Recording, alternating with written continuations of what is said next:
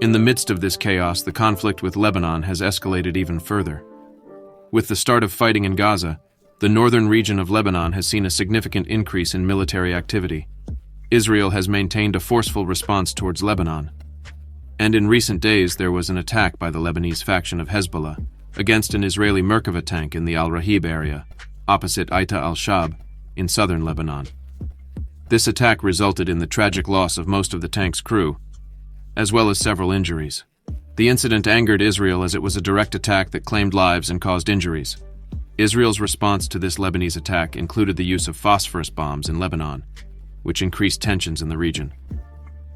The Israeli military shelled the area around the Rahib settlement, firing at least 15 projectiles, including phosphorus shells, which hit nearby forested areas. The use of phosphorus munitions has raised concern in the international community due to their ability to cause fires and severe burns.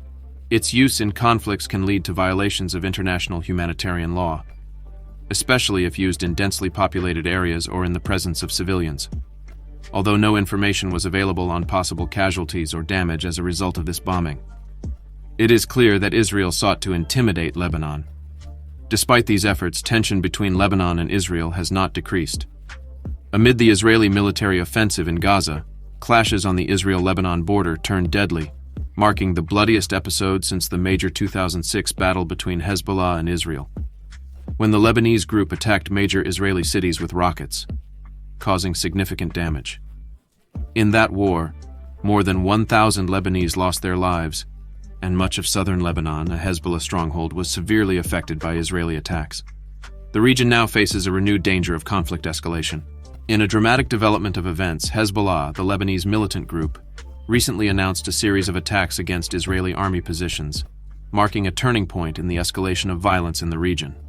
One of the highlights of this announcement is Hezbollah's first use of explosive drones.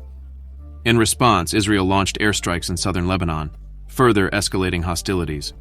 Israeli forces responded to attacks launched from Lebanon towards Israel with tank fire, artillery, and airstrikes directed at Hezbollah targets.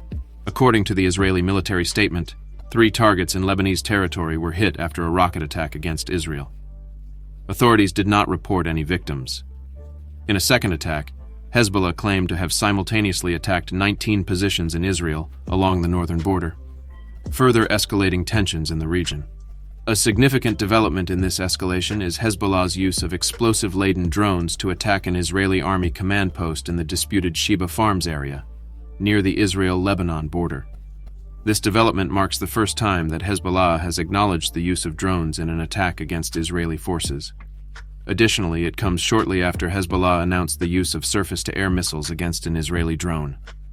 The region faces an escalation of tension with potentially serious consequences.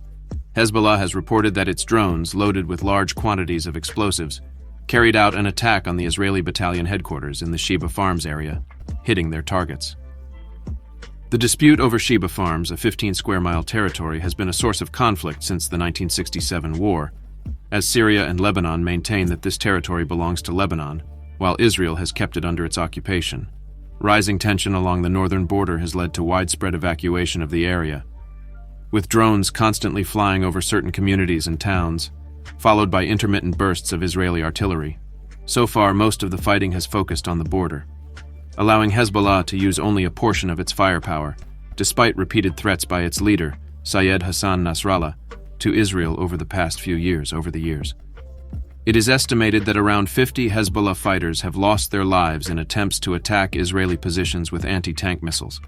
Additionally, authorities reported that 4 people were killed in an Israeli bombing raid near the southern town of Ula, while 1 civilian was slightly injured outside the town of Iyam, about 6 kilometers from the border.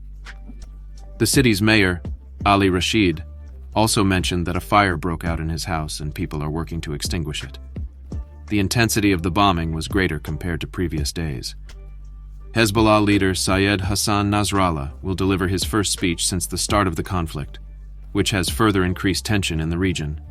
Israel's top military officer recently warned that less than half of its air force has been deployed in Gaza, and that it still has significant firepower to confront threats on other borders. The situation remains very volatile and high tension in the region. The commander of the Israel Defense Forces, Lieutenant General Aviv Kochavi, has stressed Israel's determination to confront threats on several fronts, including readiness to carry out an immediate operation if necessary against Hezbollah in Lebanon. In his statements, Kochavi has emphasized that Israel has not sought to start a conflict with Hezbollah, although he has made it clear that he does not advise anyone to start a war against his country. Mohanad Hage Ali, an expert on Lebanese affairs at the Beirut-based Carnegie Middle East Center, has expressed that Hezbollah views this conflict as an existential issue. Hezbollah leaders believe that if Israel achieves its goals of weakening or eliminating Hamas in the Gaza Strip, it could next turn to what Hezbollah sees as a threat to its existence in Lebanon. The situation in the region remains highly volatile and complex, with significant implications for stability in the Middle East. Nasrallah is one of the prominent figures in the regional military alliance known as the Axis of Resistance, created by Iran as a counterweight to the United States and Israel. This group includes Shiite militias in Iraq, who have confronted U.S. forces in Syria and Iraq, and the Houthis in Yemen, who have participated in the conflict by launching drones into Israel. Although Nasrallah has largely remained out of the public sphere, other Hezbollah representatives have cited his leadership. They have indicated that the group is prepared for conflict, although they have not drawn specific red lines in the conflict with Israel. Hassan Fadlallah, a Hezbollah politician, has reported that Nasrallah is closely following the situation in Gaza and monitoring the development of the war in Lebanon. Additionally, Israeli forces recently announced that they have surrounded Gaza City. American and Arab leaders have put pressure on Israel to ease the siege on Gaza and halt its attacks, at least temporarily, to provide humanitarian aid to the Palestinian people. U.S. Secretary of State Anthony Blinken was scheduled to travel to the region for talks with Israel and Jordan after President Joe Biden proposed a humanitarian pause in the conflict.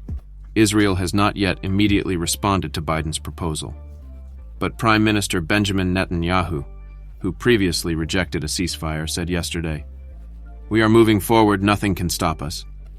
Netanyahu has pledged to dismantle the Hamas government in the Gaza Strip.